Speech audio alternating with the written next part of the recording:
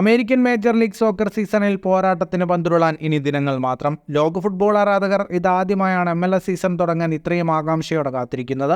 അതിന്റെ കാരണക്കാരൻ അർജന്റീന ഇതിഹാസം ലയണൽ മെസ്സിയാണ്. 2023 ജൂലൈ മുതൽ അമേരിക്കൻ ക്ലബ്ബായ ഇന്റർ മയാമിയുടെ താരമാണ് 36-കാരനായ മെസ്സി. കഴിഞ്ഞ സീസണിൽ ലീഗ്സ് കപ്പിൽ ഇന്റർ മയാമിയെ മെസ്സി കിരീടത്തിലെത്തിച്ചിരുന്നു.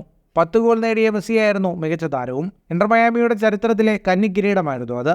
ഈ സീസണിൽ MLS കിരീടത്തിൽ ഇന്റർ മയാമിയെ എത്തിക്കാൻ മെസ്സിക്ക് സാധിക്കുമോ എന്നാണ് ആരാധകർ ഉറ്റുനോക്കുന്നത്.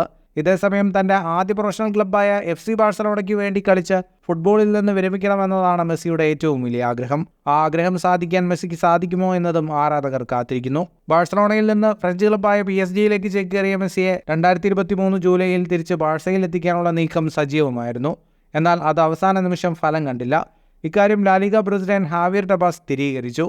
സാമ്പത്തിക പ്രശ്നങ്ങളാണ് മെസ്സിയുടെ തിരിച്ചുവരവ് സാധ്യമാക്കാതിരുന്നത് എന്നാണ് ഹാവിയർ ടെബാസിന്റെ വെളിപ്പെടുത്തൽ. കഴിഞ്ഞ വേനൽക്കാല ട്രാൻസ്ഫറിൽ മെസ്സി ബാഴ്സലോണയിലേക്ക് തിരിച്ചെത്തേണ്ടതായിരുന്നു. മെസ്സിയും ബാഴ്സലോണയും ആ നീക്കം അത്രമാത്രം ആഗ്രഹിച്ചതായിരുന്നു. സാമ്പത്തികമായ പ്രശ്നങ്ങളാണ് ആ ഡീൽ നടക്കാതിരിക്കാൻ കാരണം. ബാഴ്സലോണയിൽ കളിച്ച് വിരമിക്കണമെന്നതാണ് മെസ്സിയുടെ സ്വപ്നം.